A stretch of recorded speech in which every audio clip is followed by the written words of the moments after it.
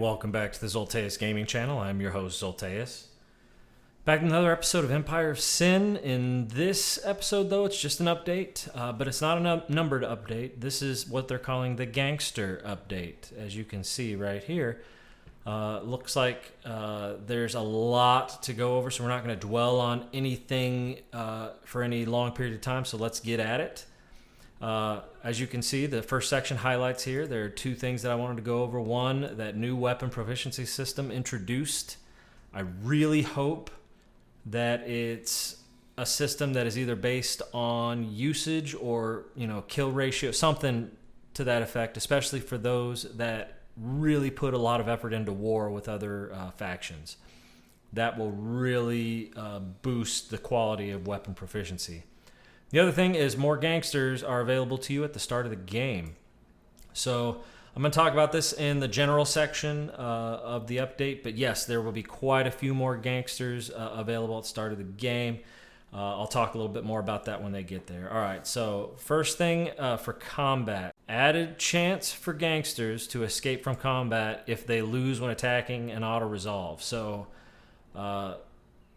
that's nice specifically for the gangsters because it's way too easy to lose a gangster or to cause an injury if you don't win the auto-resolve. And especially in cases where you should win, it's an inconvenience. So hopefully this will give that extra chance that if you lose, they'll just escape combat as opposed to either being downed or killed. Next thing I wanted to talk about was the AI has been asked to stop throwing grenades through walls. Like, seriously annoying, this. I've ran into this more times than I probably should have, where an entire strategy is just destroyed because the AI decided to throw a grenade through a wall. So glad to see that they resolved that. Next item is armor damage. Now, armor damage now gets applied once per ability activation, not once per attack. Burst fire weapons have between 3 to 5 attacks when shooting, so you can imagine if they have a decent armor damage and using a submachine gun, that's going to literally turn your armor to Swiss cheese. Now, I know what you're saying. It's a machine gun. It's supposed to do that kind of, it's supposed to have multiple effects. Yes, but when you're talking about a machine gun, you should be shooting lower caliber bullets than you would for something like, say, a rifle or a shotgun. So I think they're just trying to get that balance, which I definitely can appreciate. All right, next thing. Ensure guards who hate the player do not start combat outside of the max combat range. So there have been plenty of times where we're literally like 2 streets away or 2 blocks away and combat starts just because they can see my character and they hate me, so it's auto combat. Like, it takes us 3 rounds just to get into range to attack each other with any kind of decent percentage. So good there. The other one is rapid reload. Now it affects all guns, not just handguns. Any gun will cost 0 AP to reload. So originally I was kind of hating on rapid reload because of that. In this case, I think it almost makes it overpowered, but that's the whole point of some of these patches, is to really try these things out to try to balance gameplay, just to see if they'll work the way it was intended. And, now that this patch is live, we'll see just how much it actually breaks the game or balances. You never know. It might balance it out. Next, made characters affected by knockback to trigger other combat cell-aware abilities like Overwatch or Poison from Death Blossom Bombs. This is something that I've been saying has been an issue for a while. So it's the whole point of things like Overwatch and, Poison, anything that requires someone to enter a field of view or enter specific spaces. What was the point of knockback? Is just to get them a little bit further away from you, where on their next turn they're just going to be able to get in range again anyway. Like, I get the very minor strategy aspect to knockback before this. Now you have so many more possibilities for usage of knockback, which will make it a much more usable ability. I was going to say desirable, but I'm not going to say desirable. But it'll make it a lot. It'll have a lot more utility, and I think that will enhance some builds for characters, specifically to help trigger knockback. You know, if you get some people in a very small space to attack, you can really do some damage with knockback triggering those things. So I'm all for it. I think that's good. Next is, I believe we're down here a little bit. Yes, extra thugs will no longer spawn if the player loses combat or flees from a derelict building without leaving the world map. Thugs will replenish after a certain amount of time. I'm not going to say that this is like a make or break thing that they finally fixed in the game. What I'm going to say is that it's sometimes disconcerting to go into a situation thinking you have the ability to take them out. You don't get close enough, but you still, like, you take out half of them, you leave, and then they're all back there like magically within, maybe a day. That doesn't make sense. I doubt that a derelict building that has no true structure to who is controlling it, they're just a bunch of thugs, are going to be able to replenish their numbers like instantaneously. So I like this fix right here. Next, change all boss abilities cost 1 AP and end the character's turn when used. This will help keep the boss abilities consistent across the board. I like it and I don't. I don't like the fact that they changed it to 1 AP, but I do like the fact that they're keeping the abilities consistent. So now, instead of some abilities not ending a character's turn, some abilities ending the character's turn, some abilities costing 2 AP, some abilities costing 1 AP, they've just standardized it. It's going to make some abilities stupidly good and some abilities like crushingly bad. So it's definitely something to keep in mind, and we all just have to play to the strengths that we want to play to and not take just the boss abilities into account. Next, NPCs were healing too frequently in combat. Reduced the amount of healing items equipped to NPC characters. I like that because it's not wrong. You take them down to half health, and especially when you got like a boss character, they tend to be like, oh, okay, let's go heal. Okay, but and I get the whole immersion thing, like, well, yeah, if you were down to half health, you'd heal too. Yeah, I get that, but you have henchmen and not just lieutenants, not just gangsters that are following you around, but you have like NPC henchmen that are just filled with healing ability or healing items, and all they do is go around and heal people. Whereas I can't just have lowly henchmen follow me around. I have to have my gangsters follow me around, and they only get so many slots for healing. So I can agree with this. I can get behind that. So that's going to do it for combat. Next, we're going to talk about UI. First thing we want to talk about, character attributes will now no longer be shown as over 100 on the character sheet. I don't know if I like that. If any of you play role-playing games, so let's say like D&D or stuff like that, there's a thing called min-maxing.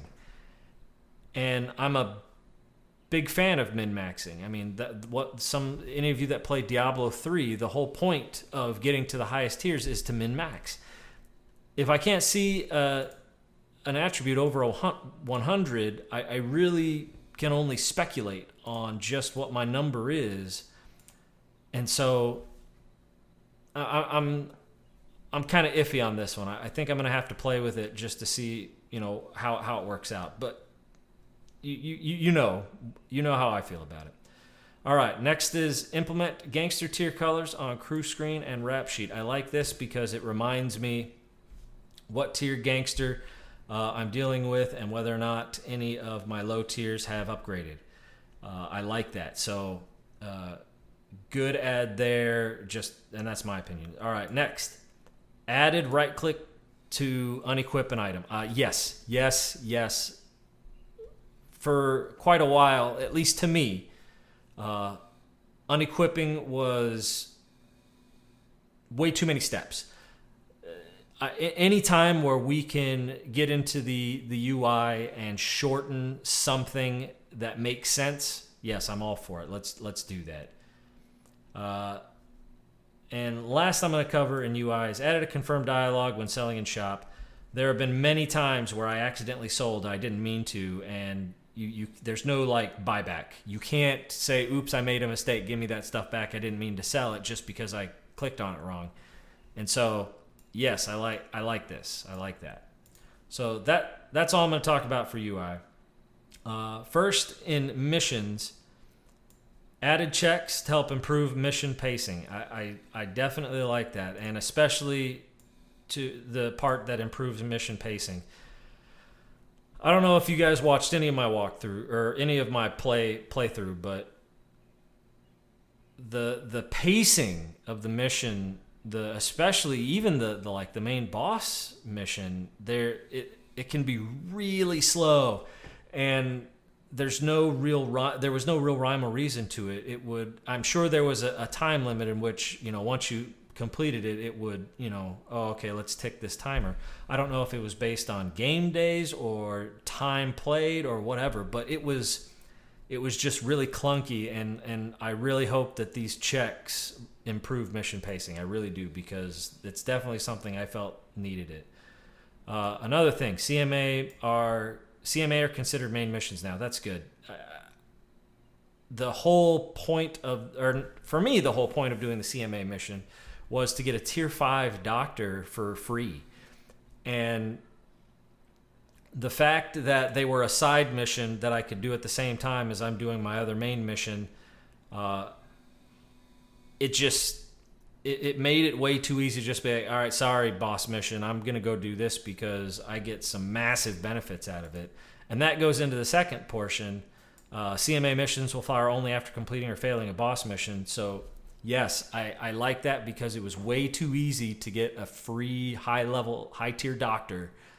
And you could do it well before you finished your boss mission. So I'm glad they added this. I think it makes it a little bit more realistic and a little bit more worthwhile to do it. And it kind of it doesn't make it so easy to get a free high level doctor early in the game that has an epic weapon. I think it makes sense, and I know people are going to be like, but I like my free doctor. Yes, I know. I like the free doctor too.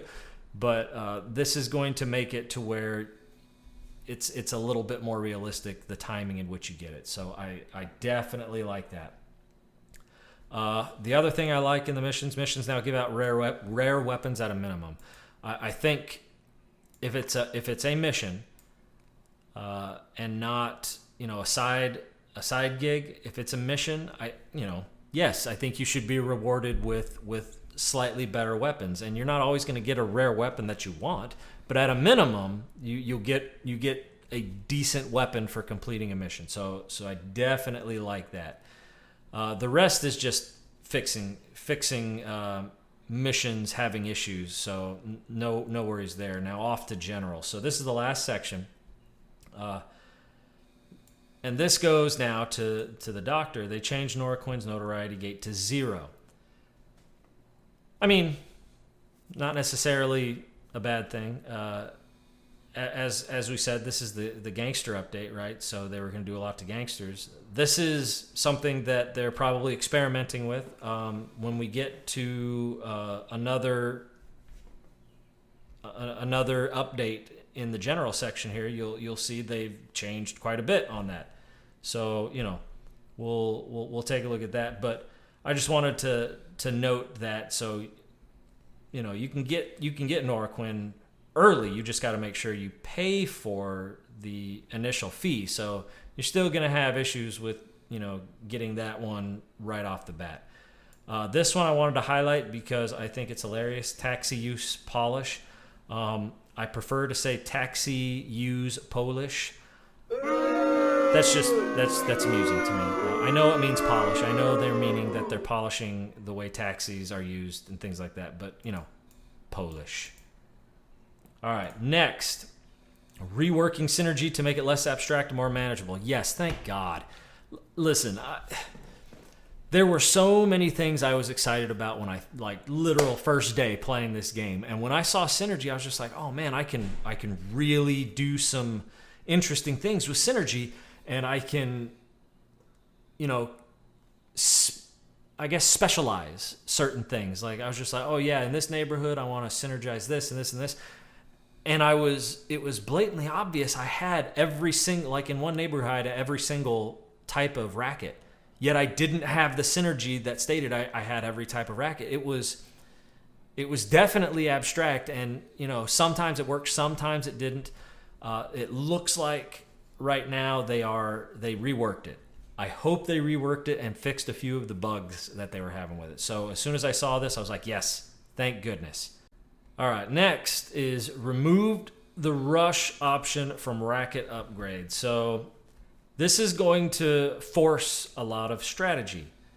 The rush option, especially later game, when you're making a lot more money and you can rush things a lot quicker, if this means they removed it completely from racket upgrade, you're going to have to really strategize on what you upgrade, when, and how. So definitely adds a strategic variant to the game, and I hope the same will apply to the AI as well, which means they will have the same hindrance as we do. So I think that's good. Here's the big one: made all tier 5 gangsters have 0 notoriety. If that means what I think it means from the start of the game, you can hire tier 5 gangsters. You have to pay their initial fee, which will make it basically impossible. But early game, before you get into the 400 plus notoriety, you can now hire tier 5 gangsters if you have the money to do so. I think this will change a few of the aspects on how we play the game. I think this will really help us strategize and prioritize to doing that if that's something we want to do. I definitely know there are a couple of gangsters in tier 5 that have just insane abilities that make them extremely desirable. So, which, obviously tier 5 gangsters. But yeah, this is going to be a big deal. I have a feeling it's not going to be around for very long. So take advantage of it while we have it. But I think this is going to go away fairly soon. So have fun with it while you can. Next, made sure crit damage never goes below a weapon's base max damage. So it wasn't until recently that I realized this is a thing. Like, this is actually a thing where you could crit and have it still do less than what the max damage of the weapon is. And this is a common issue with, once again, like tabletop role-playing, where you could crit and do less than max damage. I get that, but we're talking about a gun, right? If you crit with a gun, it means you've hit somewhere vital, which means you're going to do much more damage. And considering the lethality of a weapon like a gun, or even a knife and placed in the right spot, you're going to do a lot of damage. It shouldn't be less than the weapon's base max. So I like this change. And lastly, allow talent respeccing from the talents tab. This is going to be a game changer for a lot of people. And the reason I say that is because there's a lot of times where we go through the game and we have in mind a specific loadout for all of our henchmen. But things change. Maybe missions don't go the way you want them to. Maybe you don't get certain missions that you think you should. Or maybe you're just not finding, say, the weapons that you want, like you did in a previous game. Now we're looking at, well, I've got these 2 henchmen spec to use rifles, but the rifles I have are crap, whereas I have these really awesome submachine guns or shotguns, and I want them to use those, but they don't have the proficiency. It's definitely, something that you have to consider, and especially when you're talking about respeccing or even taking other henchmen. At a minimum, guess what? Tier 5 henchmen, they all already have their talents spec'd, which really was kind of a downfall for the Tier 4 and Tier 5 henchmen or gangsters, because they already had almost all their skills, so you couldn't specialize them the way you wanted to. Now, we can respec from the talents tab. It's probably going to cost something, 100% guarantee you it'll probably cost something. But now we can truly make our group exactly the way we want to. And I think that's going to be a big, big deal in helping really customize and make the game a lot more enjoyable. So that's pretty much it for this update. And as you can see, lots of updates. So they're putting a lot of effort into these patches, and I can definitely appreciate that. So, but that's all I have for the Gangster update. Like and subscribe for more content. And as always, I will see you in the next video.